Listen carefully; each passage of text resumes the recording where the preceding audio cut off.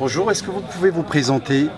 Bonjour, moi c'est Bitioudi Birenam, dit Colonel Bich, ex-étudiant de l'Université de Kara, étudiant ayant été frappé par l'exclusion en 2012.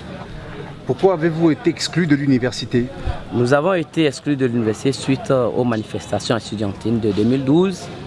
Alors pourquoi nous avons été sanctionnés de cette exclusion?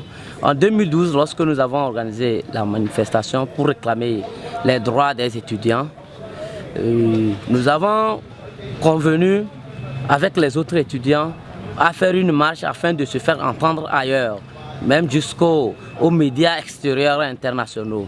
C'est suite à cela nous sommes lancés dans la rue et après la rue, on s'est fait beaucoup entendre également. Alors les autorités universitaires ont pris des décisions, nous sanctionnons d'organisateurs de manifestations de 2012. Alors on s'est dit, on ne va pas se taire comme ça. Pourquoi on peut se taire?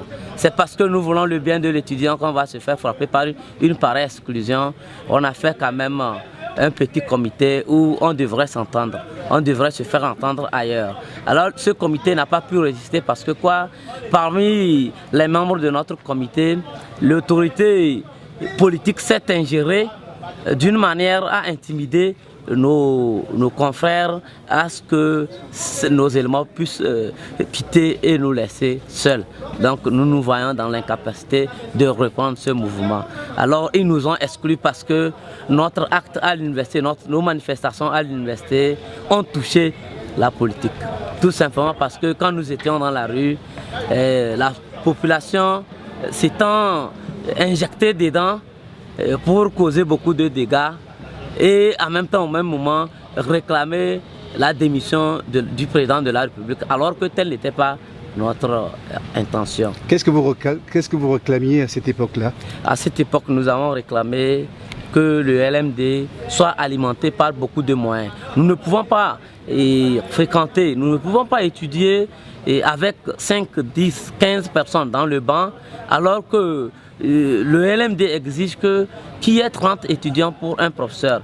À notre époque, en FASEC par exemple, en FASEC 1, il y avait près de 650 étudiants. Chez moi-même, dans ma faculté, à la faculté des sciences et techniques, nous on se voyait très peu, mais on était à 120 étudiants en amphi. Et ça, c'est pas normal. Ça, c'est un seul aspect, ça. Le deuxième volet, c'est que le LMD doit être alimenté par les recherches. Comment allons-nous faire des recherches? Il nous faut aller à l'Internet. Comment accéder à l'Internet? Il nous faut des ordinateurs. Alors, l'étudiant se voyant privé d'un ordinateur est obligé de se faire entendre. Le troisième aspect, nous quittons chez nous dans des milieux très reculés.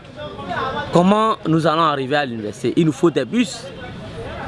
Mais à cette date, à l'université de Kara, l'université n'avait que 3 bus. L'université n'avait que 3 bus. Et ça passe. Je prends le 4e volet, le corps enseignant. Mais on nous soumet à un système qui est plus vieux que notre âge. Or, le LMD exige que quoi? Qu'on étudie évaluement, qu'on évalue évaluement. Pourquoi évaluer nouvellement? Et je dis pourquoi évaluer autrement? Et maintenant, pourquoi pas enseigner autrement? Alors, se voyant dans cet état, nous étions obligés de réclamer.